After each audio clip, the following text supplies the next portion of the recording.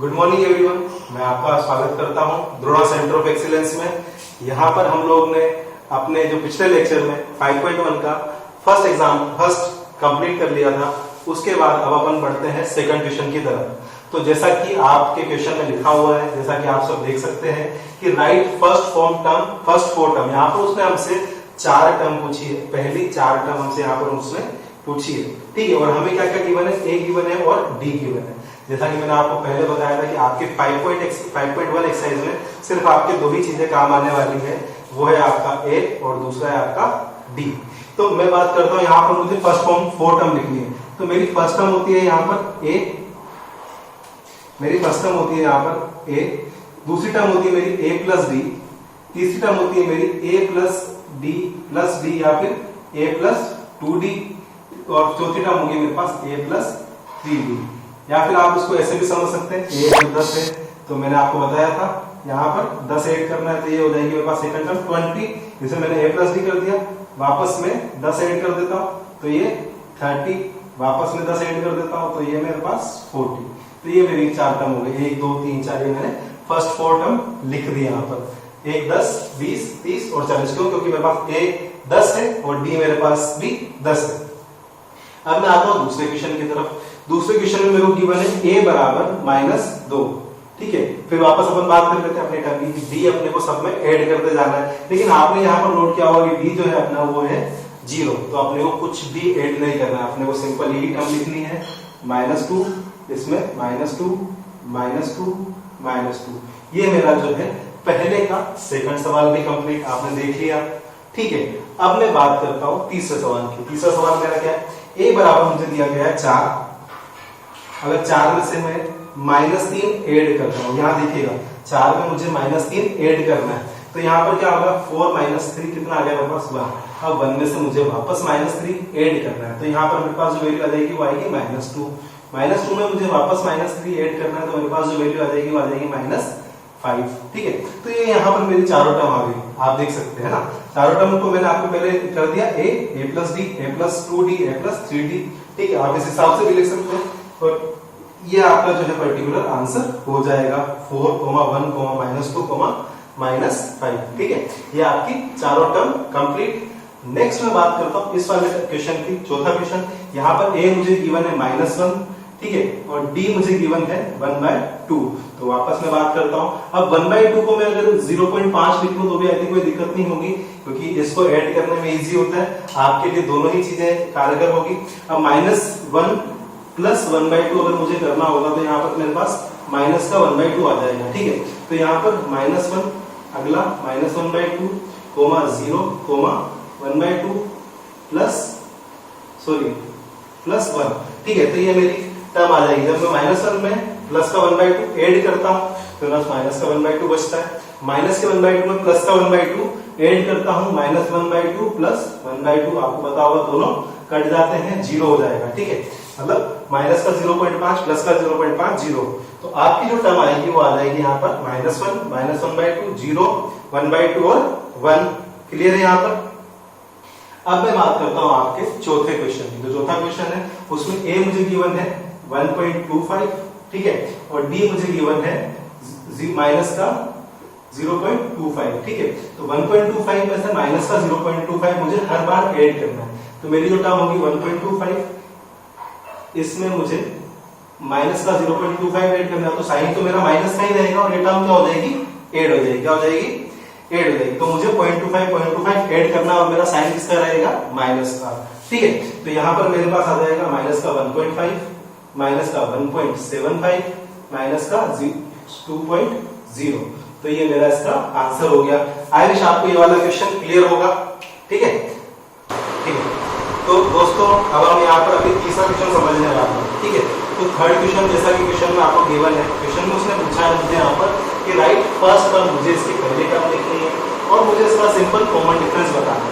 जैसा कि आपको पता है कॉमन डिफरेंस अपन ने समझा था, कॉमन डिफरेंस को अपन बोलते हैं डी। डी जो होता है वो जो आपकी दूसरी टर्म में से पहली टर्म में माइनस करते हो उसका डी आ जाता है आपके पास, ठीक है। तो मैं यहाँ पर बात करता हूँ यहाँ पर फर्स्ट टर्म। तो पहले की मेरी फर्स्ट टर्म क्या हो जाएगी, ए इज इक्वल टू 3। तो आप यहाँ पर सिंपल लिख दो ए इज इक्वल टू 3, ठीक है। अब आपको क्या करना है, एक में से जब आपका 3 माइनस होगा तो तो आपका बचेगा -2। तो -1 में से आप 1 माइनस करते हो, देखिए -1 यहाँ पर माइनस का 2 बच जाता है, यहाँ पर भी -2, यहाँ -3 में से -1 करोगे तो यहाँ पर भी -2। तो आपका जो कॉमन डिफरेंस आएगा D, तो यहाँ पर A = 3 और D = -2 आपका आंसर हो जाएगा। फिर यहाँ पे मैं इसके बाद बात करता हूँ आपसे इस वाले सवाल की। यहाँ पर देखिए मेरा -1 जो फर्स्ट टर्म है वो मेरी हो गई 5, तो मैं लिख देता हूँ A = सिंपल 5। अब मुझे क्या करना है, मेरी सेकंड टर्म में से पहली टर्म माइनस करनी है, इससे मेरा डिफरेंस D आ जाएगा। तो जब मैं -1 देखिएगा, -1 माइनस का 5, तो ये माइनस प्लस का 5 हो गया, और यहाँ पर ये -1 हो गया, तो यहाँ पर आ जाएगा मेरे पास जो डिफरेंस आएगा वो आएगा 4 का। इसका डिफरेंस आएगा 4 का। फिर जब मैं 3 में से -1 माइनस करता हूँ, देखिएगा 3 -1 तो 3 प्लस हो जाएगा, माइनस का हो गया प्लस हो गया यहाँ पर, ठीक है। तो ये भी आ जाएगा मेरे पास डिफरेंस 4, इन दोनों का 7 में से 3 गया तो 4। तो आप यहाँ पर क्या लिख सकते हैं, A = 5 और D = आपका हो जाएगा 4। क्लियर है सभी को, यहाँ पे क्लियर है आपको, ठीक है।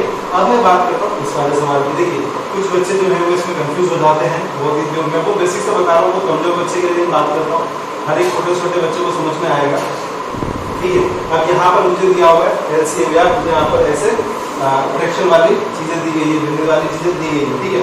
तो मेरे को यहाँ पर सबसे पहले जब फर्स्ट टर्म की बात करता हूँ तो A मेरा हो जाएगा, कितना हो जाएगा 1/3, A की वैल्यू मेरे पास आ गई। अब D में मुझे क्या करना है, मेरी सेकंड टर्म में से मुझे फर्स्ट टर्म माइनस करनी है, ठीक है। तो मैं माइनस करता हूँ 5/3 माइनस 1/3, ठीक है। तो मैं LCM लेता हूँ उसका, 3 एज इट इज LCM आ जाएगा मेरे पास, और 5 में से यहाँ पर 1 गया, तो मेरे पास बचा 4/3। तो मेरे जो डिफरेंस आएगा वो आ जाएगा 4/3। तो इन दोनों का डिफरेंस मैं देखता हूँ तो 4/3 आ गया मेरे पास। इन दोनों देखिए 9 में से 5 गया 4, और एज इट इज 4/3। 13 में से 9 गया 4/3। तो मेरा जो डिफरेंस हो गया, A मेरा 1/3 आ गया और D मेरा आ गया 4/3। आई विश सभी को क्लियर हो गया यहाँ पर, ठीक है। आपको ये चीज क्लियर हो गई यहाँ पर, A मेरा 1/3 आ गया और D आ गया मेरा 4/3, ठीक है। नेक्स्ट में बात करता हूँ इस वाले सवाल की। यहाँ पर भी मेरे को क्या करना है, मेरा जो A है वो मेरा हो गया 0.6, A = 0.6, और जो इनका डिफरेंस है वो मेरे को इन दोनों को माइनस करना है, ठीक है। तो 1.7 में से जब 1.7 में से 0.6 को मैं माइनस करूंगा तो यहाँ पर मेरे पास आ जाएगा 1.1, ठीक है। तो इन दोनों का डिफरेंस जो है मेरे पास आ गया 1.1। मैं आगे का भी निकाल के देख लेता हूँ, दोनों का डिफरेंस भी मेरे पास आ गया 1.1, इन दोनों का डिफरेंस भी मेरे पास आ गया 1.1। तो मेरे पास A आ गया और D की जो वैल्यू होगी वो हो जाएगी 1.1। ये अपना तीसरा सवाल क्लियर, ठीक है। आई विश सभी को समझ में आया होगा, ठीक है दोस्तों। तो अभी अपन आगे बढ़ने वाले हैं अपना फोर्थ क्वेश्चन। जो मेरा लास्ट क्वेश्चन मैंने आपको समझाया था, वहाँ मैंने गलती से A की जगह 0.6 की जगह 0.7 लिख दिया था, वो थोड़ा सा आप सही कर लेना, ठीक है। अब मैं बात करता हूँ मेरे फोर्थ क्वेश्चन की। मेरे से फोर्थ क्वेश्चन में पूछा गया है, ये जो मुझे टर्म्स दी गई है क्या ये AP अरिथमेटिक प्रोग्रेशन में है?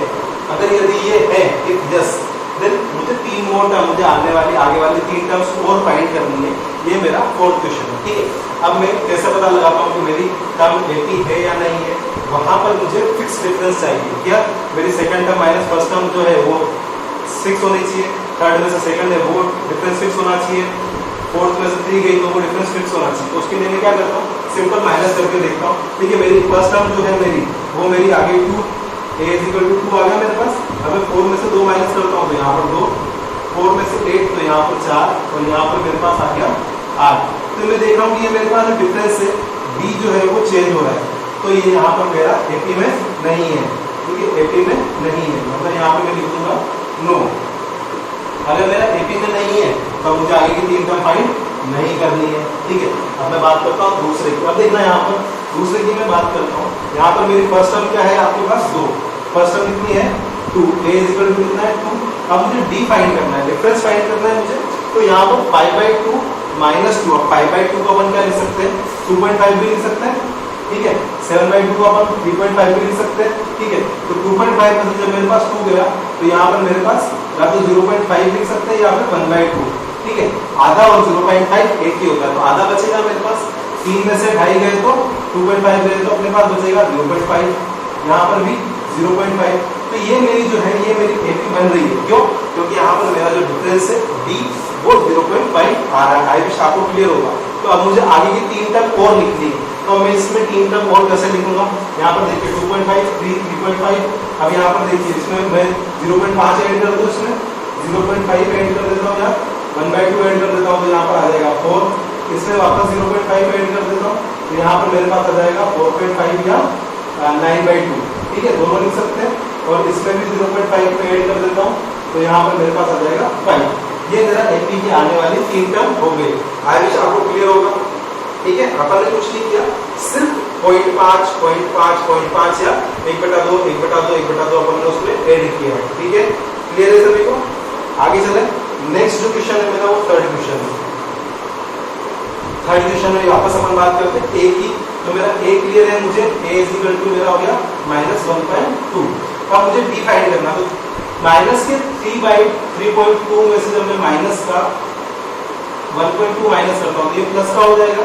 ठीक है, तो 3 में से 1 गया, तो यहाँ पर 2.0।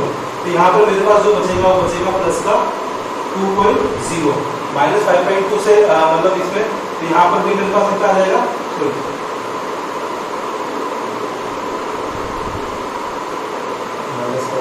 सॉरी साइन जो है वो आपका माइनस का ही रहेगा, है ना। तो ये माइनस का 2.0 माइनस का 2.0, यहाँ पर भी माइनस का 2.0, यहाँ पर भी माइनस का 2.0। तो अपने को -2 ऐड करना है, इसका मतलब। ठीक है, तो आने वाली मेरी अगली 3 टर्म क्या हो जाएगी मेरी, देखिए 1 3 5 7, साथ के बाद 2 ऐड कर देता हूँ, तो यहाँ पर आ जाएगा माइनस का 9.2, माइनस का 11.2, माइनस का 13.2। ठीक है, ये क्लियर है यहाँ पर, है ना। आप एक साथ नोट कर लीजिएगा। आने वाली 3 टर्म मैंने आपको बता दी यहाँ पर। अब मैं चलता हूँ चौथे सवाल की तरफ। चौथे सवाल में वापस मेरा जो ए है, ए जो है मेरा वो 10 हो गया। अब देखिए डिफरेंस मुझे लेना है, -6 में से माइनस का 10 लिया, तो मेरे पास कितना बचेगा, -6 माइनस का 10। ठीक है, तो ये प्लस का हो गया, तो यहाँ पर मेरे पास बचेगा प्लस का 4। तो इन दोनों का डिफरेंस जो आएगा मेरे पास तो आएगा प्लस का 4। इन दोनों का डिफरेंस जो मेरे पास आएगा वो आएगा प्लस का 4। इन दोनों का डिफरेंस जो मेरे पास आएगा वो आएगा प्लस का 4। 2 में से -2 गया। ठीक है, यहाँ पर कैसे 2 minus -2 this is equal to 4, क्योंकि ये माइनस माइनस क्या हो गया, प्लस हो गया। ठीक है, अब देखिएगा यहाँ पर मेरे पास a है 10 माइनस का 10, a मेरे पास माइनस का 10 है। ठीक है, और b है मेरे पास प्लस का 4। तो मैं आगे की टर्म जो है इसमें 4 का ऐड करता जाऊंगा, तो यहाँ पर 2 के बाद 2 + 4 कितना हो गया, 6। गुड, 6 + 4 कितना हो गया 10, 10 + 4 कितना हो गया 14। ठीक है, तो ये यहाँ पर मेरे चारों सवाल आपके 1 2 3 4 जो आपका फोर्थ सवाल है उसके चारों सवाल कंप्लीट हो गए। आई विश आपको समझ में आया होगा। तो दोस्तों अपन डिस्कस करने वाले हैं 5th सवाल यहाँ पर वापस इसी में। टोटल 15 सवाल है आपके 4th पार्ट में, 7 सवाल है ना। तो अपन यहाँ पर बात करते हैं, मैंने वापस मेरे पास जो a है मेरा वो कितना हो गया, a = 3। अब मुझे देखिए 3 + √2 -3 करना है, तो मैं क्या करूंगा, देखिए 3 + √2 -3, तो प्लस के 3 से माइनस का 3 कर दिया, मेरा जो डिफरेंस आ गया वो आ गया √2। सेम एज इट इज 2√2 में से सिंगल √2 में गया, तो यहाँ पर भी मेरे पास बचेगा √2। 3√2 में से 2√2 जाएंगे, तो यहाँ पर भी मेरे पास जो बचेगा वो बचेगा √2। ठीक है, तो ये वाली जो मेरी टर्मिनोलॉजी हो गई वो हो गई एपी में। ठीक है, तो यहाँ पर मेरे पास a + b a + 2d a + 3d, तो आप ऐसे कैसे आगे लिखते जाएंगे, 3 + 4√2 3 + 5√2 3 + 6√2, ये आपके आगे की 3 टर्म हो गया है। क्लियर होगा आपको। अब हम बात करते हैं 6 सवाल की। यहाँ पर भी आपने पहचान लिया कि a जो है मेरा वो हो गया 0.2। अब इन दोनों का डिफरेंस देखिए क्या होगा, 0.22 - 0.2। अब देखिए पॉइंट के बाद अपन 0 लगा देते हैं, 0.02 मेरे पास आ गया। अब इसमें से जब मैं माइनस करूंगा तो ये मेरे पास आ जाएगा 0.002। यहाँ पर मैं माइनस करूंगा तो यहाँ पर आ जाएगा 0.0002। तो डिफरेंस आप देख रहे हो कि एक पॉइंट से चेंज हो रहा है, तो यहाँ पर डिफरेंस चेंज हो रहा है, मतलब ये आपका एपी में नहीं है। क्यों? क्योंकि अपने को जो बात करनी है वो बात करनी है फिक्स डिफरेंस की। किसकी बात करनी है? फिक्स डिफरेंस की बात करनी है। ठीक है, तो ये वाली जो है ये आपका एपी में नहीं होगा। ये क्लियर है यहाँ पर आपको सभी को। अब मैं बात करता हूँ इस वाले सवाल को। यहाँ देखिए, यहाँ पर जो मेरा डिफरेंस है 4 में से 0 गया तो -4, -8 में से -4 गया तो -4, यहाँ पर भी -4। तो आप इसी से 4 - 4 ऐड करते जाएंगे, आगे की आगे वाली टर्म आती जाएगी। -12 माइनस 4 कितना हो गया, माइनस का 16, ठीक है, माइनस का 20 और यहाँ पर माइनस का कितना आ गया 24। ये क्लियर है यहाँ पर आपको, ठीक है, ये चीज क्लियर है। आगे चलते हैं आगे सवाल पे। देखिए यहाँ पर जो है आपका जो डिफरेंस है वो क्या होगा, जीरो। क्या है, जीरो। यहाँ पर क्या है, जीरो। मैंने आपको लेक्चर के फर्स्ट में बताया था कि जो आपका डिफरेंस है वो जीरो भी हो सकता है, तो ये भी एक तरह से एपी में है। क्यों, यहाँ पर आपका जो डिफरेंस है वो फिक्स है। क्या है, फिक्स डिफरेंस है, और वो क्या है आपका जीरो, ठीक है। तो ये जीरो, ये भी जीरो, ये भी जीरो, ये भी जीरो, तो ये वाली इसमें भी सेम, आगे की जो तीन टर्म होंगी वो सेम ही आ जाएगी। क्या आ जाएगी, 1/2 माइनस का 1/2, ठीक है। तो ये टर्मिनोलॉजी भी आपकी क्या आ गई, सेम आ गई। अब मैं आगे चलता हूँ 9 की तरफ। अब देखिए वापस ए जो है मेरा वो हो गया 1 और 3 में से 1 गया तो यहाँ पर मेरे पास 2। यहाँ पर देखिए 9 में से 3 गया तो मेरे पास कितना बचा 6। 27 में से मेरे पास 9 गया तो कितना बचा 27 माइनस 9, तो मेरे पास बचेगा 18। कितना बचेगा 18। तो क्या ये डी सेम है, क्या ये डी सेम है, नहीं। तो ये अपना जो एपी में क्या होगा, ये नहीं होगा। अब मैं बात करता हूँ आगे की। अब देखिए 2 में से 1 ए गया तो मेरे पास ए बचेगा, 3 में से 1 ए गया तो यहाँ पर भी ए, 4 में से 3 गए तो ए। तो मेरा जो कॉमन डिफरेंस है वो क्या आ गया, सेम आ गया। तो यहाँ पर मैं इन चीजों को ऐड करता हुआ चलता हूँ, ठीक है। तो मेरे पास आ जाएगा 5 है, 6 है, 7 है, ठीक है।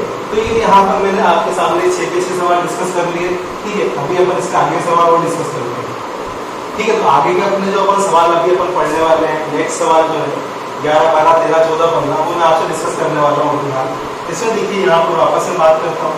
फर्स्ट टर्म मेरी क्या होगी, ए, ठीक है। अब सेकंड टर्म मेरी क्या होगी, यहाँ पर देखिए दोनों a² माइनस ए, ये मेरी सेकंड टर्म होगी, है ना। थर्ड टर्म मेरी क्या हो जाएगी, a³ माइनस a²। अब ए की वैल्यू मुझे कोई पता नहीं है, तो ये मेरा फिक्स जो डिफरेंस है वो नहीं आएगा, ठीक है। तो यहाँ पर मेरा क्या होगा, ये एपी में नहीं होगा। क्या होगा, एपी में नहीं होगा। नहीं होगा तो अपना को आगे भी लिखने की कोई जरूरत नहीं है, ठीक है। तो ये वाला पहली जो टर्म अपने पास एपी में नहीं होगा। अब ये वाला क्वेश्चन को ध्यान समझिएगा, बहुत इंपोर्टेंट सवाल है। अब मैं बात करता हूँ यहाँ पर जो है ये √2 है, अब ये √8 है। अब जब मैं इसको गुणनखंड करता हूँ इसके अंदर तो ये हो जाएगा 2 × 2 × √2, ठीक है। अगर मैं इसकी गुणनखंड करता हूँ तो ये हो जाएंगे मेरे पास 3 × 2। अगर इसको मैंने टुकड़ों में तोड़ दिया, ठीक है। अब मैं इसकी गुणनखंड करता हूँ अगर मेरे पास, तो मेरे पास हो जाएंगे 2 × 2 × 2, ठीक है। तो यहाँ पर मैं इसमें से भाग लेता हूँ अगर मैं, तो इस √8 को मैं ऐसा लिख सकता हूँ 2√2, इसको मैं लिख सकता हूँ 3√2, इसको मैं लिख सकता हूँ 4√2 और ये इसको मैं लिख सकता हूँ 1√2, ठीक है। तो अब मेरी जो आगे की टर्मिनोलॉजी बन गई वो ऐसी बन गई, ठीक है। क्या √2, 2√2, 3√2, 4√2, ठीक है। अब मुझे क्या देखना है, मेरी जो टर्म ए है वो तो मेरी हो गई √2 या 1√2, और मुझे इसमें से माइनस करना है 2√2 में से सिंगल √2 गया तो कितना बचेगा, 1√2। कितना बचेगा, 1√2 बचेगा, ठीक है। 3√2 में से 2√2 गया तो कितना बचेगा, 1√2, ठीक है। कितना बचेगा, 1√2। 4 में से 3 गया तो 1√2, कितना बचेगा, √2। तो ये फिक्स डिफरेंस हो गया मेरा, ठीक है। तो आप इसी के आगे लिख सकते हैं 4√2 की जगह 5√2, 6√2 और 7√2, ठीक है। और अगर मुझे इसको सिंपल रूट की टर्मिनोलॉजी में ले जाना है तो इसके स्क्वायर को मैं रूट के अंदर ले जाऊंगा। क्या करूंगा, इसके स्क्वायर को मैं रूट के अंदर ले जाऊंगा। तो 5 का स्क्वायर जब मैंने रूट के अंदर गया तो मेरे पास 25 × 2 मतलब 50 आ जाएगा। 6 का स्क्वायर जब अंदर गया तो 36 × 2 मतलब 72 आ जाएगा। और इसका 49 × 2, यहाँ पर जो मेरे पास वैल्यू आ जाएगी वो √50, √72, √98। ये मेरे पास आगे की 3 टर्म आ गई, किसकी टर्मिनोलॉजी में, रूट की टर्मिनोलॉजी। किसकी टर्मिनोलॉजी में आ गई मेरे पास, यहाँ पर ये तीनों टर्म आपको दिख रही है, ये तीनों टर्म किसकी टर्मिनोलॉजी में आ गई, रूट की टर्मिनोलॉजी में, ठीक है।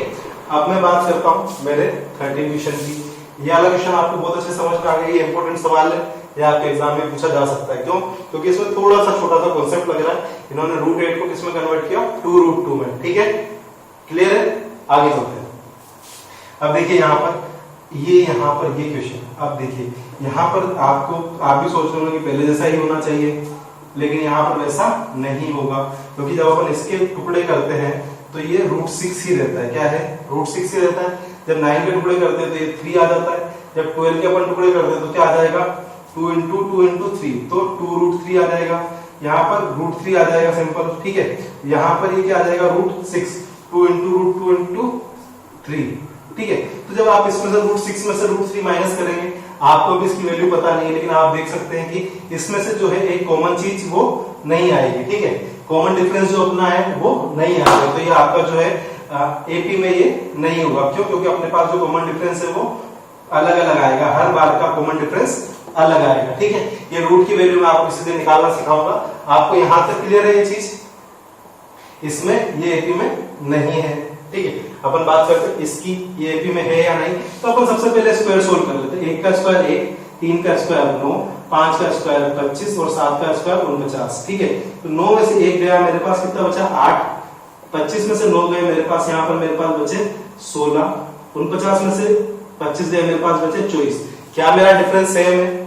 नहीं, सेम नहीं है, तो ये मेरा एपी में नहीं होगा। क्या होगा? एपी में नहीं होगा, ठीक है। क्लियर है सभी को? आगे चलते हैं। फिर मैं बात करता हूँ लास्ट वाले क्वेश्चन की। वापस में इसको वापस टर्मिनोलॉजी लिखता हूं। 1, 25, 49, 73। अब यहाँ ध्यान से देखिएगा, यहाँ पर जो है मैं इसको थोड़ा सा यहाँ लिख देता हूं आपके लिए, ठीक है। ध्यान से देखिएगा, यहाँ पर लिख देता हूं। इसके 25 में से जब 1 गया तो मेरे पास 24 बचे। 49 में से 25 गए तो भी मेरे पास 24 बचेंगे। 73 में से 49 जाएंगे तो भी मेरे पास 24 ही बचेंगे। इसका मतलब क्या है कि ये इसका जो डिफरेंस है वो कितना आ गया? डी कितना आ गया मेरे पास? डी आ गया मेरे पास 24, ठीक है। ये मेरे पास कितना है? 1। तो इसमें मैं 24 ऐड करता जाऊंगा, मेरा आंसर आ जाएगा। तो मेरा आगे के 3 आंसर है वो मैं यहाँ लिख देता हूं आपके पास। तो 73 + 24 कितना हुआ? 97 + 24 कितना हुआ? ठीक है, +24 कितना हुआ? ठीक है। तो ऐसी कोई शर्म की बात नहीं है, आप सिंपल ऐड करके भी लिख सकते हैं, ठीक है। जो बच्चे बहुत कमजोर हैं उनको ये चीजें ऐड करके भी लिख देनी चाहिए, तो आपको ये आंसर क्लियर होगा। तो इसके जो आंसर आ गया अपने पास 145, 121 और 97, इसके आगे के अपने पास आंसर आ गए हैं, ठीक है। तो यहाँ पर आपकी एक्सरसाइज 5.1 कंप्लीट हो गई है, ठीक है। आई विश आपको जो मैंने यहाँ पर पढ़ाया वो बहुत अच्छे से समझ में आया होगा। अगर आपको ये पूरी एक्सरसाइज बहुत अच्छे से समझ में आई है तो ऐसे ही और वीडियो मैं बनाऊं मुझे मोटिवेट करने के लिए। आप लोग प्लीज इसको लाइक करो, शेयर करो, सब्सक्राइब करो, और शेयर जितना ज्यादा कर सकते हो, जितने आपके दोस्त हैं 10th के उनको सब्सक्राइब करो। मैं आपको पूरे के पूरा 10th की जो मैथमेटिक्स है उसका एक क्वेश्चन जो है एनसीईआरटी की बुक का मैं आपको अपने द्रोणा सेंटर ऑफ एक्सीलेंस पे कराने वाला हूँ, ठीक है। Thank you so much.